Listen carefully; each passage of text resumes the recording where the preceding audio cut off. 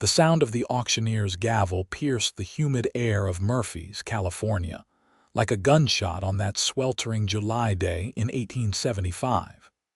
Rebecca Perkins stood on the wooden platform, tears streaming down her face, her hands bound loosely in front of her with rough rope that cut into her wrists. The crowd gathered in the town square buzzed with excitement and morbid curiosity. It wasn't every day a young woman was auctioned to cover her late father's debts. $500 for the Perkins girl. Do I hear $550? The auctioneer's voice boomed across the square. Rebecca's stomach twisted into knots as strangers assessed her value like a mare at a horse auction. Her father's sudden death 3 months ago had left her with nothing but mounting debts and bitter memories. $550 from Mr. Thornton. The auctioneer pointed to a balding man with yellowed teeth and eyes that made Rebecca's skin crawl. At 55, Thornton was known throughout the county for his harsh treatment of workers at his mine. The thought of becoming his property made her tremble uncontrollably. $600. Shouted another voice. The crowd parted as a tall man in a dusty leather vest stepped forward. The sun at his back cast his face in shadow, but there was something in his stance that commanded attention. His spurs jingled softly as he moved closer to the auction block, thumb hooked in his belt near the worn handle of his Colt revolver. $700, Thornton countered, his voice sharp with irritation. $800, the stranger replied calmly. The auctioneer's eyes widened at the escalating bids. Rebecca squinted against the sun, trying to make out the features of the man who was bidding against Thornton. He was younger than she'd initially thought, perhaps 30, with a strong jaw shadowed by several days' growth of beard. His eyes, startlingly blue against his sun-bronzed skin, met hers briefly. $1,000, Thornton spat, drawing murmurs from the crowd. The stranger's expression didn't change. $1,500, he stated, his voice cutting through the whispers. Thornton's face reddened. You can't possibly. I said $1,500, the stranger repeated. Cash. He patted the saddlebag slung over his shoulder. The auctioneer's gavel hovered in mid-air. $1,500 going once, going twice. Thornton glared at the stranger but remained silent. Sold. The gavel came down with finality. Sold to. The auctioneer paused, realizing he didn't know the buyer's name. Samuel Dawson, the man supplied, already striding toward the platform. He reached into his saddlebag and pulled out a leather pouch heavy with gold coins. As the transaction was completed, Rebecca stood frozen, uncertain whether to feel relief or terror. She had been sold to a complete stranger, a cowboy she'd never laid eyes on before today. Samuel approached her, his movements measured as if approaching a spooked horse. Miss Perkins, he said quietly, so only she could hear. I'm not here to hurt you. Let's get those ropes off. His large, calloused hands worked quickly to untie her bonds. Rebecca felt the eyes of the town upon them, judging, speculating. Her cheeks burned with humiliation. Why? She whispered, rubbing her chafed wrists once freed. Why would you pay so much for me? Samuel Dawson's expression remained unreadable as he guided her down from the platform with a gentle hand on her elbow. Let's get somewhere quieter to talk, he said. My horse is this way. Rebecca followed him numbly through the dispersing crowd, ignoring the whispers and stares. Her heart raced with uncertainty. Who was this man who had just paid a small fortune for her, and what did he intend to do with her now? Samuel stopped beside a magnificent chestnut gelding tethered outside the saloon. Can you ride? He asked, adjusting the stirrups. Yes, Rebecca answered, finding her voice. My father taught me. The mention of her father brought fresh tears to her eyes, which she stubbornly blinked away. Good. Samuel nodded, seemingly satisfied. We've got a fair distance to cover before nightfall. Where are you taking me? Rebecca asked, a tremor in her voice betraying her fear. Samuel paused in his preparations and turned to face her fully. The intensity in his blue eyes made her breath catch. "Miss Perkins, I'm taking you to my ranch about 15 miles outside of town. You'll have your own room and your own space. I won't force anything on you that you don't want." "Then why did you buy me?" The question burst from her lips before she could stop it. A shadow passed over Samuel's features. "Because no person should ever be sold like property." He looked around at the townsfolk still lingering nearby. "And because Thornton is not a man known for his kindness." Rebecca studied him, trying to gauge his sincerity. At 22, she was no naive girl. Life had taught her harsh lessons about men and their promises. Yet there was something in Samuel Dawson's steady gaze that compelled her to trust him, if only for the moment. "I have nothing," she said finally. "No clothes beyond what I'm wearing, no possessions." Samuel nodded. "We'll stop at the general store before we leave town. Get whatever you need." The unexpected generosity left Rebecca momentarily speechless. "I can't repay you," she said finally. "I'm not asking you to." Samuel offered a hand to help her mount the horse. "Ready?" As Rebecca settled behind the saddle, her arms hesitantly circling Samuel's waist, she wondered what twist of fate had brought this mysterious cowboy to her rescue. And whether, despite his reassurances, she had simply traded one form of bondage for another. The general store was mercifully quiet when they entered. Mrs. Henderson, the owner's wife, looked up from her knitting with obvious curiosity. "Mr. Dawson," she greeted, her eyes darting to Rebecca. "Unusual to see you in town twice in 1 week." Samuel nodded politely. "Miss Perkins needs some necessities, clothes, personal items." Mrs. Henderson's expression softened as she took in Rebecca's tear-stained face and rumpled dress. "Of course, dear. Come with me." While Rebecca selected modest dresses, undergarments, and toiletries under Mrs. Henderson's guidance, Samuel wandered through the store, gathering additional supplies: food, ammunition, a new blanket, and a sturdy women's coat that would serve well in the coming fall. "Your bill comes to $28.45, Mr. Henderson announced when they'd finished. Samuel paid without comment, arranging for the bulkier items to be packaged for horseback travel. As they prepared to leave, Mrs. Henderson pressed a small parcel into Rebecca's hands. "Lavender soap and hair ribbons," she whispered. "Every woman needs something pretty." The unexpected kindness brought fresh tears to Rebecca's eyes. "Thank you," she murmured. Once outside, Samuel secured their purchases to the horse. "We should get moving if we want to reach the ranch before dark." As they rode out of Murphy's, Rebecca found herself studying the landscape with new eyes: the rolling hills dotted with oak trees, the distant mountains with their promise of gold that had drawn thousands to California, including her father 15 years earlier. She'd spent her entire life in this region, yet now felt like a stranger in a foreign land. "My father came here during the gold rush," she said, breaking the silence that had stretched between them. 1849. I was just a child then." Samuel adjusted the reins slightly. "Many did. Few found what they were looking for. He never struck it rich," Rebecca continued, unsure why she was sharing this with a stranger. "But we managed, until his gambling debts caught up with him." She paused. "And then with me after he died." Samuel was quiet for a moment. "My father was a gambler too," he said finally. "Lost our family farm in Missouri when I was 16. The shared confidence surprised Rebecca. "Is that when you came west?" Samuel nodded. "Worked cattle drives in Texas first, saved every penny, bought my land here 3 years ago." The sparse details painted a picture of a determined man who'd built himself up from nothing.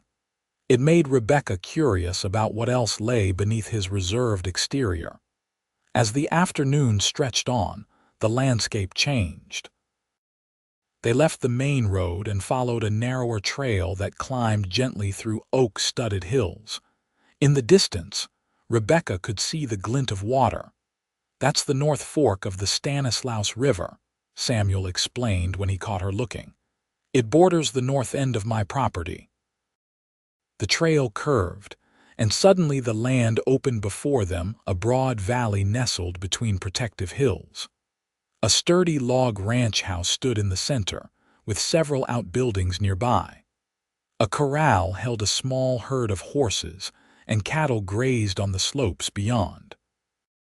"It's beautiful," Rebecca said honestly, taking in the peaceful scene. "It's not much compared to some spreads," Samuel replied, "but it's mine." As they approached, a figure emerged from the barn, a weathered man with iron gray hair and a pronounced limp. "That's Henry," Samuel explained. "He helps around the ranch, former cavalry, lost his leg at Gettysburg." Henry raised a hand in greeting as they dismounted. "Didn't expect you back so soon, boss," he said, his eyes curiously taking in Rebecca. "Henry, this is Miss Rebecca Perkins. She'll be staying with us." Samuel's tone discouraged questions. "Miss Perkins, Henry Wilson." Henry tipped his hat respectfully. "Madam." "Henry lives in the cabin beyond the barn," Samuel explained, taking the purchases from the horse. "Can you see to Rusty?" he asked the older man. "Course." Samuel led Rebecca toward the main house. It was larger than it had appeared from a distance, a solidly built two-story structure with a wide porch wrapping around the front. Inside, the furnishings were simple but well-crafted, with surprisingly homey touches: braided rugs on the pine floors, curtains at the windows, a bookshelf filled with volumes. "Your room is upstairs," Samuel said, leading the way. "Second door on the right." The bedroom was modest but comfortable, with a carved wooden bed, a chest of drawers, a small writing desk, and a rocking chair by the window that overlooked the valley.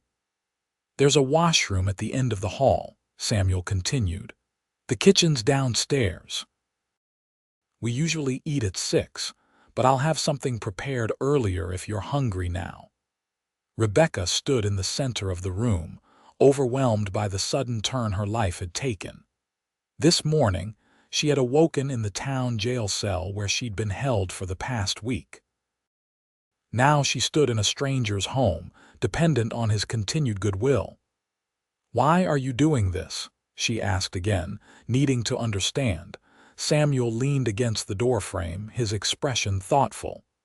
"My sister was 16 when our father died. With no money and no prospects, she ended up in a place no young woman should be. By the time I found her 2 years later, it was too late." His eyes darkened with painful memory. "She died of consumption the following winter." The raw grief in his voice struck Rebecca to the core. "I'm sorry," she whispered. Samuel straightened. "I'll let you get settled. Come down when you're ready." He turned to leave. "Mr. Dawson," Rebecca called after him. When he paused, she said quietly, "Thank you for today, for—" She gestured helplessly around the room. For a moment, something softened in his features. "Samuel," he corrected gently. "And you're welcome, Miss Perkins." "Rebecca," she offered in return. He nodded once and departed, leaving her alone to absorb the extraordinary change in her circumstances. Rebecca moved to the window, gazing out at the ranch spread before her. For the first time since her father's death, she felt a tiny spark of hope. Perhaps this wasn't the end of her story, but merely an unexpected beginning. After washing her face and changing into one of her new dresses, a simple blue cotton that matched her eyes, Rebecca made her way downstairs. She found Samuel in the kitchen, efficiently preparing a meal. "Can I help?" she asked, hovering in the doorway. He glanced up, momentarily startled. Something flickered in his eyes when he saw her surprise, perhaps appreciation before his expression returned to its usual reserve. "If you'd like," he said, gesturing to a cutting board with vegetables. "I'm not much of a cook, but I manage." As they worked side by side preparing a simple meal of salt pork, potatoes, and greens from the garden, Rebecca began to relax slightly. There was something comforting in the domestic routine, in having practical tasks to focus on rather than dwelling on the morning's humiliation or her uncertain future. "Have you lived alone long?" she asked, deftly slicing carrots. "5 years since my sister passed," Samuel replied. "Though Henry's been with me since I bought this place." "No wife?" The question slipped out before Rebecca could consider its propriety. Samuel's hands paused briefly in their work. "No, ranching doesn't leave much time for courting." He added after a moment, "What about you?" "No suitor to help with your father's debts." Rebecca shook her head. "There was someone once, Thomas Hargrove. He left for San Francisco 2 years ago, promised to send for me." She shrugged, trying to mask the old hurt. "Never did." Samuel studied her with those penetrating blue eyes. "His loss," he said simply. The unexpected compliment warmed Rebecca's cheeks, and she busied herself with the vegetables to hide her reaction. They ate at the kitchen table, the conversation flowing more easily than Rebecca would have expected. Samuel asked about her life in Murphy's, and she found herself sharing stories about growing up as the daughter of a perpetually optimistic gold prospector who never quite struck it rich. "He was always certain the next claim would be the one," she said, a fond smile touching her lips despite the pain of recent loss. "Every Christmas he'd promise this would be the year our luck changed." "You sound like you loved him very much, despite his faults," Samuel observed. Rebecca nodded. "He was all I had after my mother died. I was 10. She hesitated, then added, "I didn't know about the gambling until after he was gone. Found IOUs hidden in his desk. By then, the creditors were already circling." "That's why you were." Samuel didn't finish the sentence. "Being sold like a horse," Rebecca supplied bluntly. "Yes, the law allows for debt servitude in certain cases. The sheriff said it was either that or prison." Samuel's jaw tightened. "The law isn't always just." "No," Rebecca agreed softly, "it isn't." As night fell, Samuel lit the lamps around the house. The warm glow transformed the simple interior, making it feel more like a home than Rebecca had first realized. "I have chores to finish in the barn," Samuel said as they cleared the dishes together. "Make yourself comfortable. There are books in the parlor if you like to read." Left alone, Rebecca explored the house more thoroughly. The parlor contained not only books but a fine piano unexpected in a bachelor's ranch home. She ran her fingers lightly over the keys, wondering about the instrument's story. The bookshelves revealed eclectic tastes, volumes of poetry alongside practical manuals on animal husbandry and agriculture, history books, and well-worn novels. Rebecca selected a collection of Emerson's essays and settled in the comfortable chair by the window. She was still reading when Samuel returned an hour later. He paused in the doorway, observing her with an expression she couldn't quite interpret. "You play?" he asked, nodding toward the piano. "A little," she admitted. "My mother taught me before she passed." "Would you?" Samuel hesitated, seeming uncharacteristically uncertain. "I haven't heard music in this house for a long time." Rebecca set aside the book and moved to the piano bench. The instrument was well maintained, perfectly in tune as her fingers picked out the opening notes of "Beautiful Dreamer." The melody filled the room, sweet and melancholy. From the corner of her eye, she saw Samuel sink into a chair, his head tilted back, eyes closed as he absorbed the music. There was vulnerability in his posture that touched something deep within her. When she finished, the silence felt charged with unspoken emotion. "My sister played," Samuel said finally, his voice rough. "That was her piano. I couldn't bring myself to sell it after." She had good taste, Rebecca said gently. It's a fine instrument, Samuel nodded, rising abruptly. It's getting late. You must be tired after everything today. Understanding that the moment of openness had passed, Rebecca stood as well. Yes, I should rest. As they climbed the stairs together, Rebecca was acutely aware of his presence beside her, the subtle scent of leather and pine, the way his shoulder occasionally brushed hers in the narrow stairwell. At her door, she turned to face him. Thank you again, Mr. Dawson, Samuel, for everything today. His eyes searched hers for a long moment. Sleep well, Rebecca. Tomorrow will be a new day. As she prepared for bed in the unfamiliar room, Rebecca reflected on the extraordinary turn her life had taken. This morning, she had faced the prospect of becoming Thornton's property, subjected to whatever cruelties he might devise. Now she was free, or at least freer than she had been in the home of a man who seemed determined to respect her dignity. The question that had plagued her all day returned as she slipped beneath the clean sheets. Why had Samuel Dawson really paid such a sum to rescue her? His story about his sister explained some of his motivation, but Rebecca sensed there was more he wasn't revealing. Whatever his reasons, she decided as sleep began to claim her, she would use this unexpected reprieve to rebuild her life. Samuel Dawson had given her a chance, and she wouldn't waste it. Dawn broke over the Stanislaus Valley with a painter's palette of pinks and golds. Rebecca woke to birdsong, and the distant lowing of cattle sounds so different from the clamor of Murphy's Main Street that for a moment she was disoriented. The events of the previous day came flooding back.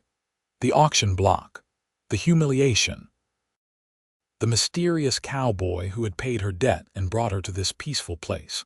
She rose and dressed in one of her new outfits, a practical brown skirt and cream blouse that would allow her to move freely. After washing and pinning up her long auburn hair, she made her way downstairs. The kitchen was empty, but a pot of coffee sat warming on the stove. Through the window, she could see Samuel in the corral, working with a spirited young horse. She watched, fascinated by the gentle authority with which he handled the animal, firm but never harsh, patient as he guided the horse through basic commands. The parallel to how he had treated her was not lost on Rebecca. He had rescued her, yes, but what did he expect in return? No man paid $1,500 without wanting something. Pushing the troubling thought aside, she busied herself preparing breakfast. By the time Samuel came in, she had bacon frying and biscuits in the oven. He paused in the doorway, surprise evident in his expression. "You didn't have to cook." "I wanted to," Rebecca replied simply. "It feels good to do something useful." Samuel washed up at the sink, rolling his shirt sleeves to his elbows. Rebecca found her gaze drawn to his forearms, strong, tanned, marked with the occasional scar that told of a life of physical labor. Over breakfast, Samuel outlined the workings of the ranch. "I've got about 50 head of cattle, 10 horses including the new colt I'm training, and a vegetable garden that's been sorely neglected since spring roundup." "I could help with the garden," Rebecca offered eagerly, "and the cooking, of course, and cleaning." Samuel studied her thoughtfully. "Is that what you want to do?" The question caught her off guard. I assumed you brought me here to help with the house." "I brought you here because you needed somewhere safe," Samuel corrected gently. "What you do now is your choice." Rebecca set down her coffee cup, confused. "But you paid my debt. Legally, I'm obligated to work for you until it's repaid." "I'm not holding you to that." Samuel's voice was firm. "The debt is settled as far as I'm concerned." "I don't understand," Rebecca said, frustration edging into her voice. "Why would you pay so much money if you don't expect anything in return?" Samuel was quiet for a long moment. "Because it was the right thing to do," he said finally. "And because I've seen what happens to young women forced into debt servitude. I couldn't stand by and let that happen to you." The simple declaration left Rebecca speechless. In her experience, men always wanted something. Her father had loved her, but he'd also used her to keep their home running after her mother died. Thomas had professed love but abandoned her when a better opportunity arose. Even the shopkeepers and neighbors who had seemed friendly enough had turned their backs when her father's debts became known. "I still want to help," she said when she found her voice. "I need to feel useful." Samuel nodded, seemingly understanding. "The garden could use your attention then. And I wouldn't turn down home-cooked meals." A small smile softened his features. "But you're not a servant here, Rebecca. You're—" he hesitated. "A guest, for as long as you choose to stay." After breakfast, Samuel showed Rebecca around the ranch more thoroughly. The main barn housed not only horses but a small smithy where he did basic blacksmithing work. A chicken coop provided fresh eggs. The vegetable garden, as he'd mentioned, was indeed overgrown, though still productive. "I meant to tend it better," Samuel admitted as they surveyed the jumble of tomatoes, beans, and squash competing with encroaching weeds. "But after the spring cattle drive, there's always more urgent work." "I can have it sorted out in a few days," Rebecca assured him, already planning the restoration in her mind. Throughout the tour, Rebecca was struck by the efficient organization of the ranch, and by how much work Samuel managed largely on his own. Henry helped with the horses and some of the heavier tasks, but it was clear that the success of the operation rested primarily on Samuel's shoulders. "How do you manage it all?"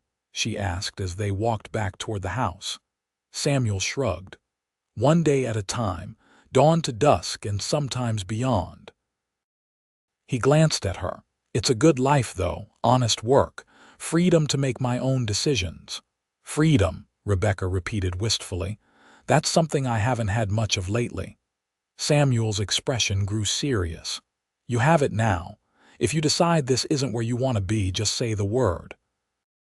I can arrange transportation to Sacramento or San Francisco." The offer stunned Rebecca. He was genuinely giving her a choice, something no one had done in a very long time. "Thank you," she said softly, "but I'd like to stay, at least for now. I have nowhere else to go and—" She gestured at the beautiful valley surrounding them. "This is a good place." Something like relief flickered in Samuel's eyes before he nodded. "Then let's get you started on that garden." The days quickly fell into a comfortable rhythm. Rebecca threw herself into rehabilitating the garden, finding unexpected satisfaction in coaxing order from chaos. Each morning, she rose early to prepare breakfast before Samuel and Henry began their work. During the day, she divided her time between the garden, the kitchen, and gradually taking over management of the household tasks Samuel had been handling haphazardly since his sister's death. Samuel seemed to appreciate the changes she brought to the ranch. Fresh curtains appeared in the windows, made from fabric she found stored in a trunk. Flowers from the wild meadow brightened the kitchen table. The aroma of fresh bread and home-cooked meals replaced the basic fare he'd grown accustomed to. In the evenings, they often sat on the porch, watching the sunset paint the valley in gold and crimson. Sometimes they talked, Samuel sharing stories of cattle drives and the early days of building his ranch, Rebecca recounting happier memories of her childhood. Other times they simply enjoyed a comfortable silence, each lost in their own thoughts. Rebecca began playing the piano regularly, filling the house with music that seemed to ease some long-held tension in Samuel's demeanor. Occasionally, she would glance up from the keys to find him watching her with an expression that made her heart beat faster. A month passed, then two. Summer faded into autumn, bringing cooler nights and changing colors to the valley. Rebecca found herself settling into life at the ranch with surprising ease. her painful memories of the auction fading like a bad dream. Yet beneath the surface of their comfortable routine, questions remained. Samuel maintained a certain reserve, keeping parts of himself carefully guarded. And though Rebecca sensed a growing attraction between them, he never made any overture that might suggest he saw her as anything more than a woman in need of protection. The turning point came on a crisp October afternoon. Rebecca was in the garden, harvesting the last of the season's vegetables before the first frost, when she heard the sound of approaching horses. Looking up, she saw 3 riders coming up the trail from town strangers, not the neighboring ranchers she had met in recent weeks. Samuel emerged from the barn, rifle in hand, though he kept it pointed downward as the men approached. Rebecca set down her basket and moved closer to the house, suddenly uneasy. "Afternoon," Samuel called as the riders reined in. "Something I can help you with." The lead rider, a heavy-set man with a florid face partially hidden by an unkempt beard, surveyed the ranch with small, calculating eyes. "Looking for a woman, redhead, name of Perkins." His gaze settled on Rebecca and a slow smile spread across his face. "Ah, there she is." Rebecca felt a chill that had nothing to do with the autumn air. Samuel moved to position himself between her and the visitors.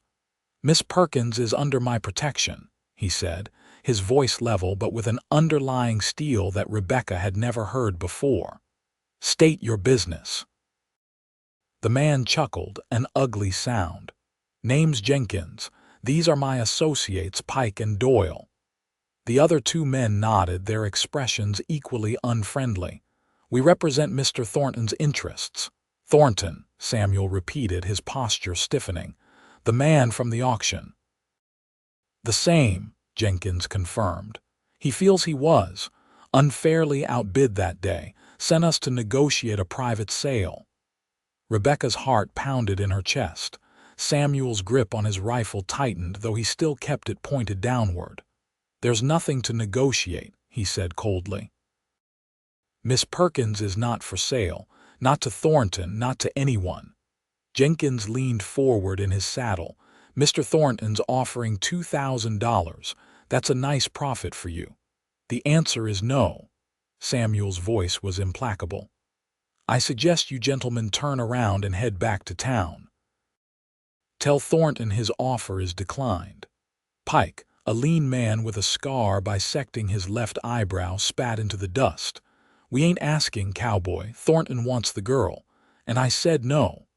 Samuel raised the rifle slightly, not quite aiming but making the threat clear. "This is private property. You're not welcome here." A tense silence followed. Rebecca held her breath, acutely aware that the situation could explode into violence at any moment. Finally, Jenkins straightened in his saddle. "We'll be back, Dawson. Thornton doesn't take no for an answer." "Then he'll be disappointed," Samuel replied evenly. "Now ride out." The 3 men exchanged glances before Jenkins nodded reluctantly. "This ain't over," he warned as they turned their horses. Samuel remained motionless, rifle ready, until the riders disappeared down the trail. Only then did he lower the weapon and turn to Rebecca. "Are you all right?" he asked, concern evident in his eyes. Rebecca realized she was trembling. "Why does he still want me?" she whispered. "The debt was paid." Samuel's expression darkened. "It's not about the debt, Thornton. He's known for his appetites and his determination to get what he wants." "He doesn't even know me," Rebecca said, bewildered and frightened. "He saw you," Samuel replied grimly. That was enough. He escorted her back to the house, his hand protectively at the small of her back. Inside, he moved with purpose, checking the locks on doors and windows. "What are we going to do?" Rebecca asked, watching him secure the house. Samuel paused, his expression grave. "We'll need to be vigilant. I don't think they'll come back today, but—" He sighed heavily. "Thornton is dangerous, Rebecca. He has money and influence, and apparently he's set his sights on you." Because of what happened at the auction, she said, understanding dawning. Your intervention humiliated him publicly. Samuel nodded. That likely made matters worse. Men like Thornton don't accept being thwarted. Rebecca sank into a chair, the day's events catching up with her. I've brought trouble to your door, she said miserably, after everything you've done for me. Samuel knelt before her, taking her hands in his. The unexpected contact sent warmth flooding through her despite the circumstances. Listen to me, he said intently. This is not your fault. None of it, not your father's debts, not the auction, not Thornton's fixation. You are not responsible for the actions of men who would treat you as property. The fierce protectiveness in his voice brought tears to Rebecca's eyes. But what will happen now? If he's as determined as you say, I'll protect you, Samuel interrupted, his grip on her hands tightening. Whatever it takes. In that moment, looking into his resolute blue eyes, Rebecca believed him completely. More than that, she recognized something that had been growing within her over the past months, a deep, irrevocable attachment to this quiet, honorable man who had saved her in more ways than one. Samuel, she whispered, hardly knowing what she intended to say. Something in her voice or expression must have revealed her feelings, because Samuel's gaze intensified, dropping briefly to her lips before returning to her eyes. For a breathless moment, Rebecca thought he might kiss her. Instead, he released her hands and stood, putting physical distance between them. I should check on Henry, he said, his voice rough. Make sure he's alert to the situation. Rebecca watched him go, confusion and disappointment warring within her. Had she misread his interest? Or was there some other reason he held himself apart from her? The incident with Thornton's men cast a shadow over the ranch. Samuel increased security measures, keeping rifles loaded and accessible, instructing Henry to maintain regular patrols of the property, and ensuring Rebecca was never alone outside the house. The tension affected them all. Samuel grew more withdrawn, spending longer hours working with the cattle or in the barn. When he was in the house, he seemed perpetually vigilant, his attention divided between Rebecca and the potential threat beyond their doors. For her part, Rebecca chafed under the restrictions, even as she understood their necessity. The ranch that had begun to feel like home now felt like a beautiful cage. Worst of all was the growing distance between her and Samuel just when she had recognized her feelings for him. He seemed determined to pull away. 2 weeks after the confrontation, Rebecca reached her breaking point. Samuel had been particularly remote all day, responding to her attempts at conversation with distracted monosyllables. After dinner, instead of joining her on the porch as had become their custom, he announced his intention to check the fences on the north section of the property. At this hour, Rebecca asked, unable to hide her frustration. It's almost dark. It needs doing, Samuel replied shortly, already reaching for his hat.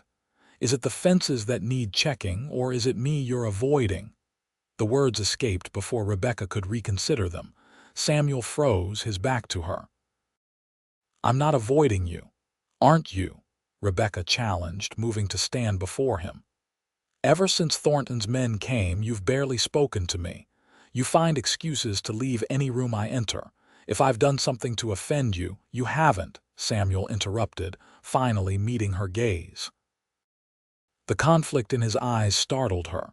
Then why? Samuel exhaled slowly. Because I made you a promise, he said, his voice low and strained. That day in Murphy's, I promised you wouldn't be forced into anything you didn't want. Rebecca frowned, confused. You've kept that promise. You've never forced me to do anything. And I'm trying to make sure I never do, Samuel replied, a hint of desperation creeping into his voice.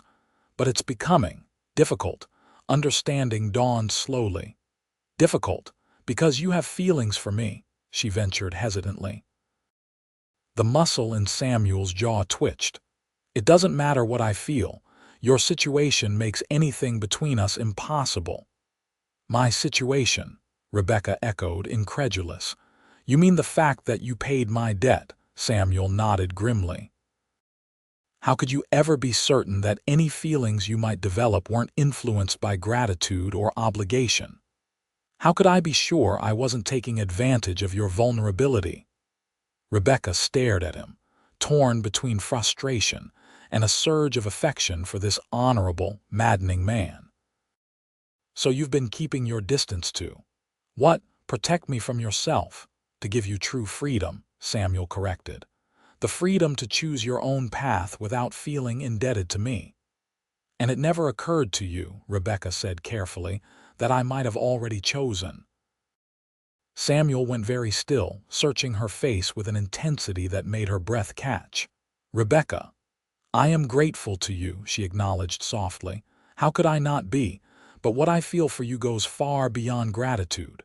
She took a step closer to him.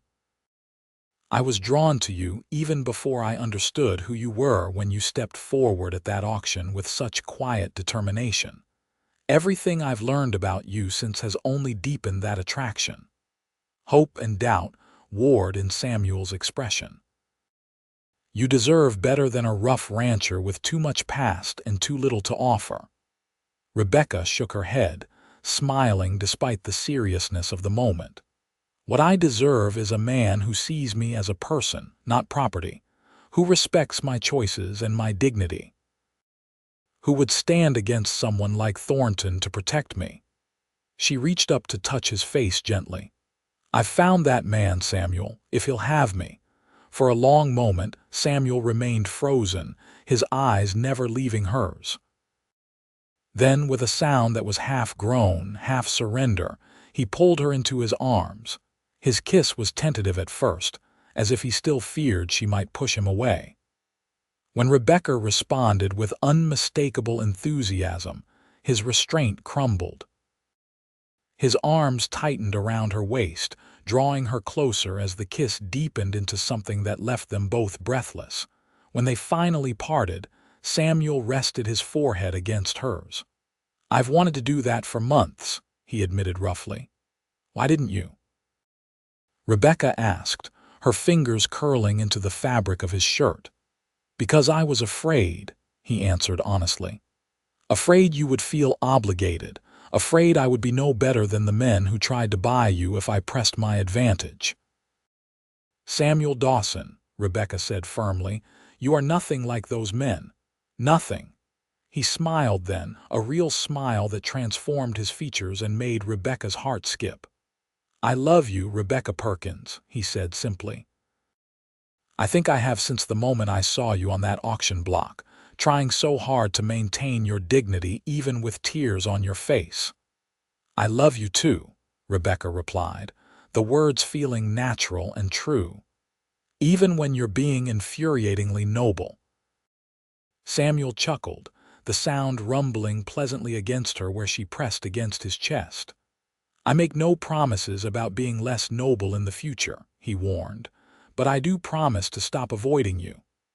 "That's a start," Rebecca murmured before pulling him down for another kiss. The newfound understanding between them transformed the atmosphere at the ranch. Though the threat from Thornton still loomed, it no longer dominated their interactions. Samuel remained vigilant about security, but he also made time each day to simply be with Rebecca, sharing meals without distraction, sitting together on the porch, and frequently stealing kisses that grew increasingly passionate. 2 weeks after their first kiss, Samuel rode to Murphy's on business. He returned with supplies, mail and a small velvet box that he presented to Rebecca after dinner. "I want to do this properly," he said, his usual confidence temporarily replaced by endearing nervousness. "I know it's soon, and if you need more time," Rebecca silenced him with a finger to his lips. "Ask me," she urged softly. Samuel took her hand and sank to one knee. "Rebecca Perkins, I love you more than I ever thought possible. Would you do me the honor of becoming my wife?" Yes, Rebecca answered without hesitation. With all my heart, yes. The ring he slipped onto her finger was a delicate gold band set with a small but perfect diamond. It was my mother's, Samuel explained. My father gave it to me before he died, the one valuable thing he didn't gamble away. Rebecca kissed him deeply, pouring all her love into the gesture. When they separated, both slightly dazed, she asked, "How soon can we marry?" "As soon as you wish," Samuel replied. Though his expression grew more serious. "There's the matter of Thornton to consider. He hasn't given up. While I was in town, I heard he's been asking questions about the ranch, about our routines." Rebecca refused to let fear overshadow their happiness. "We can't put our lives on hold because of him." Samuel nodded slowly. "You're right. In fact, he seemed to make a decision. Perhaps the best protection we can have is to make our union official as quickly as possible. As my wife, you'll have legal protections that would make it even harder for Thornton to press any claim." "Then let's not wait," Rebecca said firmly. "The circuit preacher comes through Murphy's next week, doesn't he?" "Sunday," Samuel confirmed. "We could speak to him after services." "Then that's what we'll do," Rebecca declared, sealing the decision with another kiss. They spent the next few days making preparations. Rebecca altered one of her dresses for the ceremony, a deep blue that Samuel said matched her eyes. Henry, delighted by the news, promised to have the ranch looking its best for their return from town as a married couple. On Sunday morning, they rode to Murphy's together, both dressed in their finest. Rebecca noticed Samuel was wearing his revolver, despite the occasion a reminder that danger still lurked. The small church was crowded when they arrived. Rebecca felt curious eyes upon them as they took seats near the back. Though she had been a resident of Murphy's for years before coming to Samuel's ranch, her ignominious departure via the auction block had severed many social connections. After the service, they approached Reverend Miller about performing their marriage ceremony. The kindly older man seemed genuinely pleased by their request. "I'd be honored," he assured them. "With tomorrow's suit, I'll be continuing on to Angel's Camp in the afternoon." "Tomorrow would be perfect," Samuel replied, his hand warm at the small of Rebecca's back. As they left the church, Rebecca felt a prickling sensation on the back of her neck, the unmistakable feeling of being watched. Turning slightly, she caught sight of a familiar figure across the street. Jenkins, Thornton's man, leaning against a hitching post and observing them with undisguised interest. Samuel had noticed him too. His arm tightened protectively around Rebecca's waist. "Ignore him," he murmured. "Let's get something to eat before heading back." They had just started toward the hotel restaurant when a voice called out behind them. "Dawson." Samuel turned, positioning Rebecca slightly behind him as he faced Jenkins, who was now crossing the street toward them. "Mr. Thornton would like a word," Jenkins announced when he reached them. "I have nothing to say to Thornton," Samuel replied coldly. Jenkins smirked. "He thought you might say that. That's why he asked me to deliver a message." He glanced at Rebecca. "He's offering $5,000 now. Cash. Says it's his final offer before he takes alternative measures." Samuel's expression hardened. "Tell your employer that Miss Perkins is my fiancée. We're to be married tomorrow. Any alternative measures will be met with the full force of the law and my rifle." Jenkins's smirk faltered slightly. "Married, huh? Thornton won't like that." "Thornton's likes and dislikes are of no concern to us," Samuel stated firmly. "Now, if you'll excuse us, my future wife and I have plans to discuss." He guided Rebecca away, his posture tense until they were safely inside the hotel restaurant. Once seated, he exhaled heavily. "I'm sorry about that," he said, taking her hand across the table. "Are you all right?" Rebecca nodded, though her heart was still racing. "Do you think this will stop him?" Knowing we're getting married, Samuel's expression was grim. I hope so, but men like Thornton, they don't give up easily when their pride is involved. Then we'll face whatever comes together, Rebecca said resolutely. As husband and wife. Samuel's eyes softened as he looked at her. You're remarkable, do you know that? Most women would be terrified. Oh, I'm terrified, Rebecca admitted with a shaky laugh. But I've learned something these past months. Being afraid doesn't mean you can't also be brave. Samuel raised her hand to his lips. Tomorrow can't come soon enough, he murmured against her skin. They spent the night in separate rooms at the hotel, though Samuel insisted on checking and rechecking the locks on Rebecca's door and windows before retiring to his own room. Rebecca slept fitfully, her dreams haunted by faceless men pursuing her through endless corridors. She woke at dawn, relief washing over her as she remembered what day it was. By sunset, she would be Rebecca Dawson, no longer alone and unprotected in the world. She was arranging her hair, pinning it up with trembling fingers when a soft knock sounded at her door. Rebecca, Samuel's voice came through the wood. Are you awake? Yes, she called back, moving to unlock the door. Is everything all right? Samuel stood in the hallway, already dressed in his best suit, his expression troubled. There's something you should know before we go through with this, he said without preamble. Something about my past. Rebecca ushered him inside, closing the door behind him. What is it? She asked, concern mounting at his serious demeanor. Samuel paced the small room, clearly struggling with whatever he needed to say. Finally, he turned to face her directly. I told you my sister died of consumption, he began. That's true, but it's not the whole truth. He drew a deep breath. After our father gambled away our farm, my sister Catherine and I were separated. I went to work cattle drives, thinking she was staying with our mother's cousin. But when I returned 2 years later, I discovered she'd been sold to cover the remaining debts. Rebecca's hand flew to her mouth. Sold, like I was, Samuel nodded grimly, to a man named William Thornton. The revelation hit Rebecca like a physical blow. Thornton, she whispered, the same man who… The same, Samuel confirmed, his eyes dark with old pain. He owned mining interests in Missouri before coming west. He kept Catherine as his housekeeper, but in reality, he couldn't finish the sentence. She was his slave in all but name, Rebecca supplied softly. By the time I found her, she was already ill. Consumption, yes, but also… Samuel's fists clenched at his sides.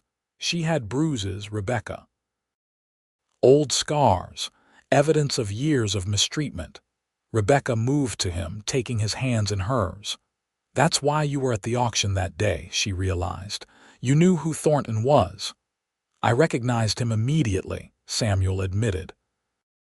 I've been tracking his movements for years, waiting for the right moment to confront him. When I saw him bidding for you, saw the same hungry look in his eyes that must have been there when he acquired Catherine. He shook his head. I couldn't let history repeat itself. So you paid my debt to save me from him, Rebecca said softly. Not knowing who I was, only knowing what would happen if he got me. Samuel nodded. I should have told you sooner, but I was afraid you might see my actions differently if you knew I had personal reasons for intervening. Samuel, Rebecca said firmly, framing his face with her hands. Knowing this doesn't change how I feel about you. If anything, it makes me love you more that you would go to such lengths to prevent another woman from suffering as your sister did. The tension in Samuel's shoulders eased slightly. There's more, he said quietly. Thornton doesn't just want you because you're beautiful or because I outbid him. He wants you because he knows who I am, what I've been doing these past years. I've been working with the authorities in Missouri to build a case against him for his business practices there. He came west partly to escape scrutiny. So I'm a pawn in his vendetta against you, Rebecca realized. "And I've put you in danger by bringing you into my life," Samuel said, anguish clear in his voice. "If you want to call off the wedding, I would understand. I could arrange safe passage to San Francisco, give you enough money to start fresh." Rebecca silenced him with a kiss, pouring all her love and determination into the gesture. When she pulled back, she looked him squarely in the eyes. "I am marrying you today, Samuel Dawson," she stated firmly. "Not despite your past, but including it. We will face Thornton together and any other challenges that come our way." The love and gratitude in Samuel's eyes as he gathered her close made Rebecca's heart swell. Whatever dangers lay ahead, she knew with absolute certainty that her place was by this man's side. The wedding ceremony was simple but profound. In the small church where they had met with Reverend Miller the previous day, Rebecca and Samuel exchanged vows and rings. Henry served as Samuel's witness, while Mrs. Henderson from the general store who had shown Rebecca kindness on that first day stood up for her. "I now pronounce you husband and wife," Reverend Miller declared. "What God has joined together, let no man put asunder." As Samuel's lips met hers in their first kiss as a married couple, Rebecca felt a sense of rightness that transcended all the uncertainty and danger surrounding them. They spent a brief celebratory lunch with Henry and Mrs. Henderson before preparing to return to the ranch. Samuel was anxious to be home before dark, given the situation with Thornton. "I've taken the liberty of preparing the master bedroom for both of you," Henry told them with a wink as they saddled their horses. Rebecca blushed, but Samuel merely clapped the older man on the shoulder with a grateful smile. "Thank you, Henry, for everything." They rode out of Murphy's in the early afternoon, the October sun warm on their backs. Samuel kept a vigilant eye on their surroundings, one hand never straying far from his revolver. "You think Thornton will make a move?" Rebecca asked as they followed the familiar trail toward home. Samuel's expression was grim. "Eventually, men like him don't accept defeat." "But we're legally married now," Rebecca pointed out. "Surely that strengthens our position." "It does," Samuel agreed. "But Thornton operates outside the law when it suits him. We'll need to remain cautious." As they crested the final hill before the valley opened up before them, Samuel suddenly reined in his horse, throwing up a hand to halt Rebecca as well. "What is it?" she asked, alarmed by his tense posture. Samuel pointed toward the ranch below. Even from a distance, something was clearly wrong. A thin plume of smoke rose from near the barn, and several unfamiliar horses were tethered in the yard. "Thornton's men," Samuel said grimly, reaching for his rifle. "Stay here while I know," Rebecca interrupted firmly. "We face this together, remember." Samuel looked at her, conflict evident in his eyes before he nodded reluctantly. "Stay close to me," he instructed. "And if I tell you to run, you run. No arguments." They approached cautiously, using the tree line for cover. As they drew closer, the extent of the situation became clear. The smoke was coming from a small fire near the barn, not the structure itself, thankfully, but hay that had been deliberately set ablaze. 3 men, including Jenkins, were visible in the yard. Of Henry, there was no sign. "Where's Henry?" Rebecca whispered, fear clutching at her heart. "I don't know," Samuel replied tensely. "But if they've hurt him." A movement at the house caught their attention. The front door opened, and a 4th man stepped onto the porch, William Thornton himself, immediately recognizable from the auction. He was expensively dressed, his silver-streaked hair and beard neatly trimmed, giving him the appearance of respectability that his actions belied. "We need to find Henry first," Samuel murmured. "Then deal with Thornton." They tethered their horses securely in the trees and proceeded on foot, using the natural contours of the land for concealment. Samuel led them in a wide arc toward the back of the property, approaching the smaller cabin where Henry lived. The door was ajar. Samuel signaled for Rebecca to stay back as he approached cautiously, rifle ready. "Henry," he called softly. A muffled sound came from within. Samuel pushed the door open wider to reveal Henry bound to a chair, a gag around his mouth and blood trickling from a cut above his eye. "Damn them," Samuel muttered, quickly moving to untie the older man while Rebecca kept watch at the door. "They jumped me while I was in the barn," Henry explained once the gag was removed, his voice rough with anger. "4 of them, including that snake Thornton himself. Are you badly hurt?" Rebecca asked with concern. Henry shook his head. "Just knocked around a bit, but they're planning something, Samuel. Thornton kept asking about your movements when you'd be back." Samuel's jaw tightened as he worked on the ropes binding Henry's wrists. He knew we'd be in town for the wedding. This was planned. "What do we do?" Rebecca asked, trying to keep her voice steady despite the fear coursing through her. Samuel helped Henry to his feet, assessing whether the older man could stand on his own. "Henry, can you make it to the Johnsons' place?" he asked, referring to their nearest neighbors some 3 miles west. Henry nodded grimly. "I can make it." "Good, take the back trail, stay out of sight, bring back help." Samuel turned to Rebecca. "You should go with him." "No," Rebecca said firmly. "My place is with you."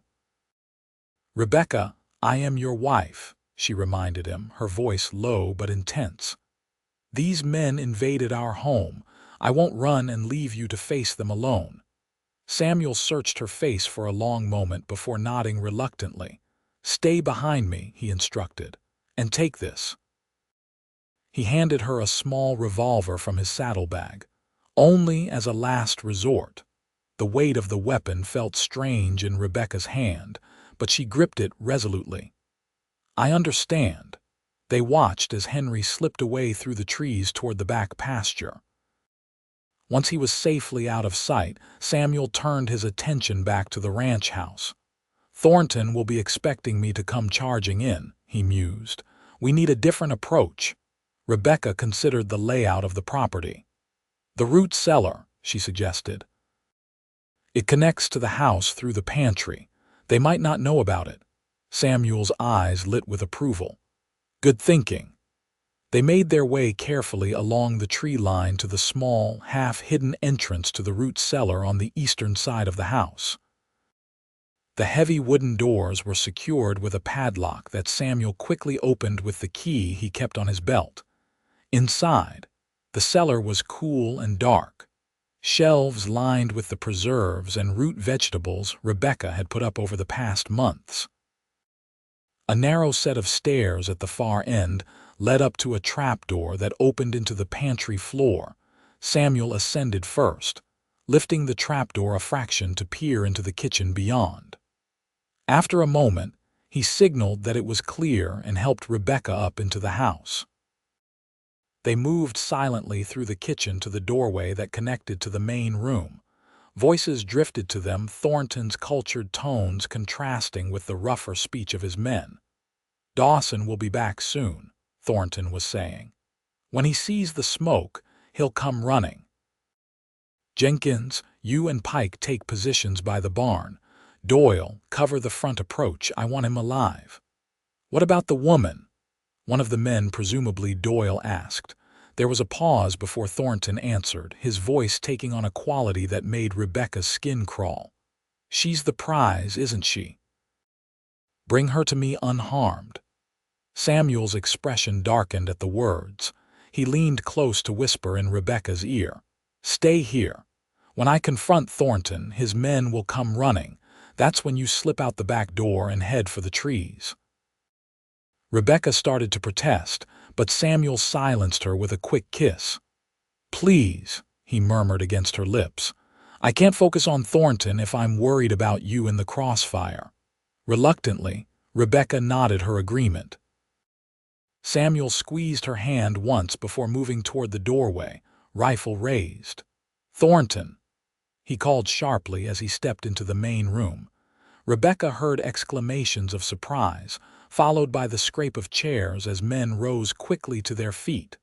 "Dawson," Thornton's voice replied smoothly. "Earlier than expected.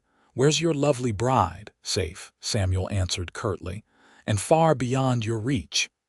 "I wouldn't be so sure," Thornton said, an undercurrent of menace in his tone. "My men are quite thorough." "Your men are currently taking aim at an empty barn," Samuel informed him. "While you and I settle this once and for all." Rebecca moved to the kitchen window, peering cautiously through the curtains. She could see two of Thornton's men near the barn, just as Samuel had predicted. The third must be somewhere near the front of the house. In the main room, the confrontation continued. "You've been a thorn in my side for too long, Dawson," Thornton was saying. "First in Missouri, then here. I should have realized who you were sooner." "When you took my sister," Samuel replied, his voice tight with controlled anger. "You signed your own downfall."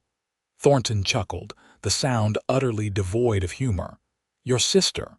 Such a pretty thing, just like your new wife, though not nearly as spirited by the time I was done with her."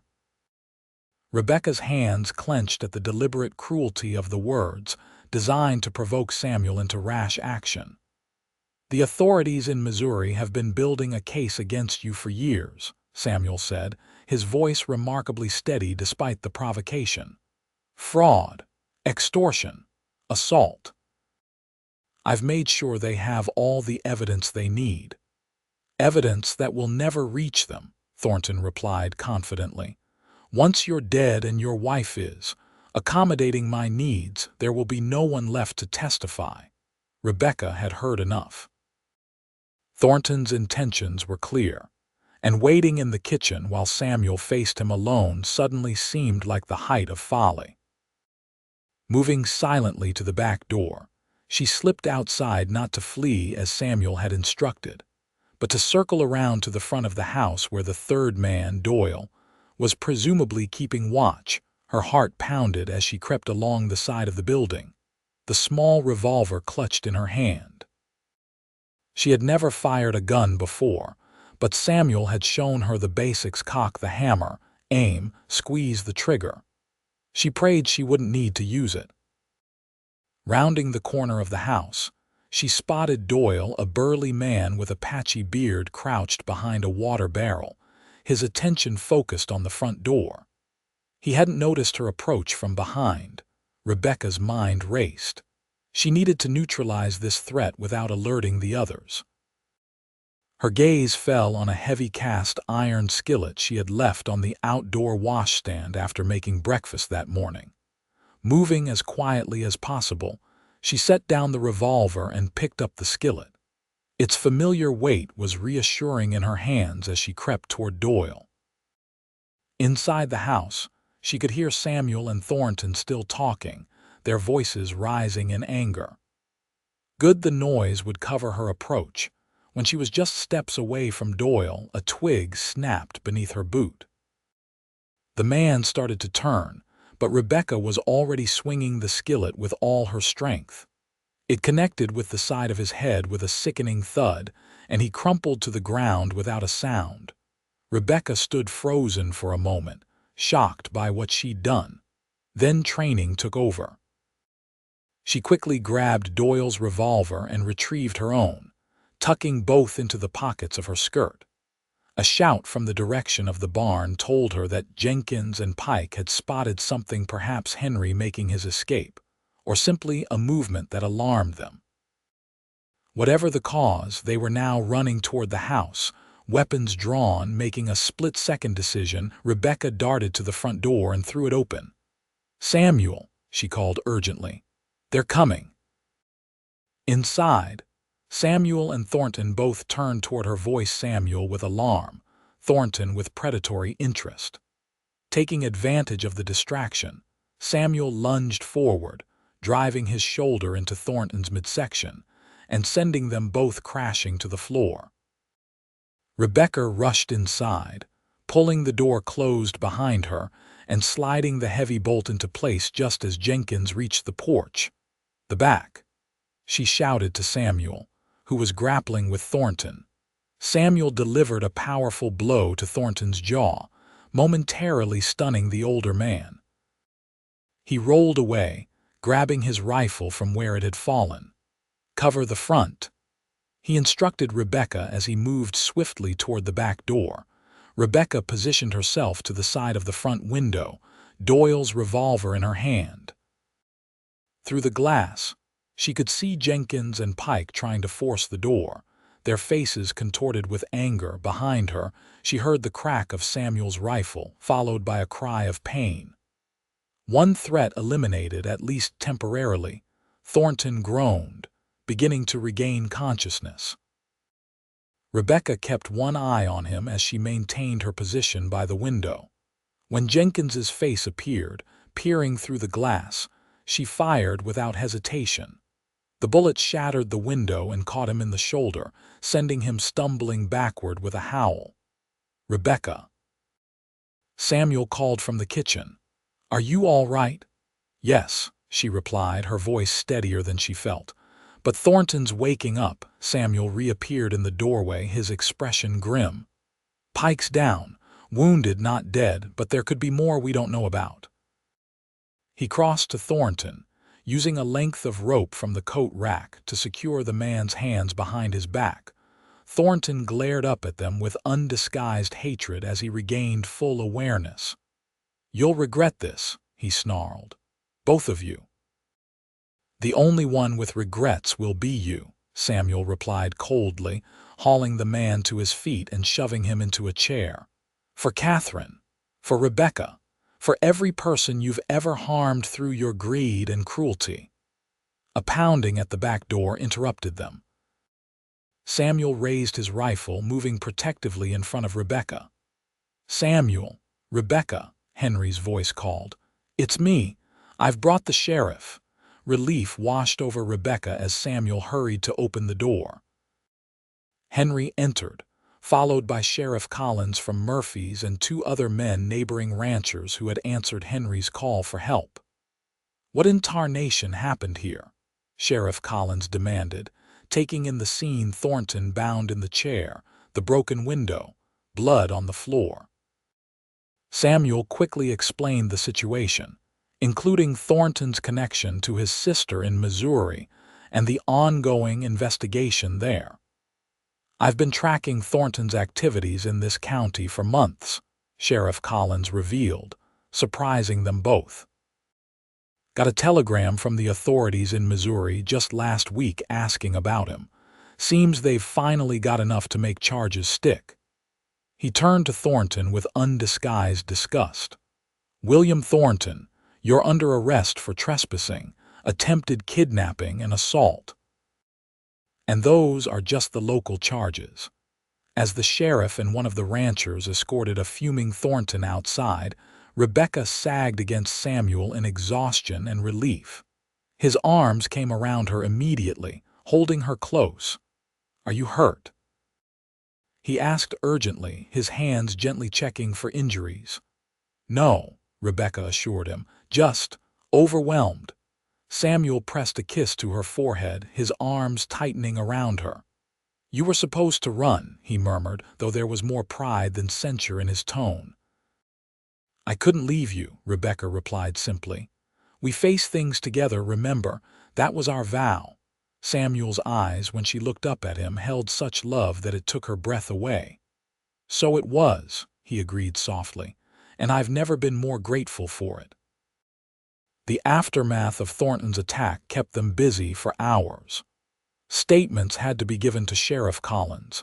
Injuries tended to Pike's gunshot wound to the leg, Jenkins's to the shoulder, and a nasty lump on Henry's head. The sheriff arranged for Thornton and his men to be transported back to Murphy's and held for trial. "The authorities in Missouri will want to extradite him," Sheriff Collins explained as he prepared to leave. "But he'll answer for his crimes here first." By the time the ranch was finally quiet again, the sun had long since set. Samuel, Rebecca, and Henry sat at the kitchen table, exhausted but relieved. The damage to the property was minimal: a broken window, scorched grass near the barn, a few bullet holes in the walls. All things that could be repaired. "Some wedding day," Henry remarked, nursing a cup of coffee laced with whiskey. Samuel reached for Rebecca's hand across the table. "Not exactly what I had planned for my bride," he admitted ruefully. Rebecca interlaced her fingers with his, a small smile playing at her lips despite her weariness. "I don't know," she mused. "Defending our home together seems like an appropriate start to our marriage." Henry chuckled, raising his cup in salute. "To the newlyweds," he toasted. "May the rest of your days together be considerably less exciting." They laughed together, the release of tension making the moment sweeter. After finishing his coffee, Henry excused himself to his cabin, leaving the newlyweds alone at last. Samuel rose and extended his hand to Rebecca. "Mrs. Dawson," he said formally, though his eyes danced with both desire and amusement, "may I escort you to our room?" Rebecca placed her hand in his, allowing him to draw her to her feet. "You may, Mr. Dawson," she replied, matching his tone. "I believe we have a wedding night to salvage."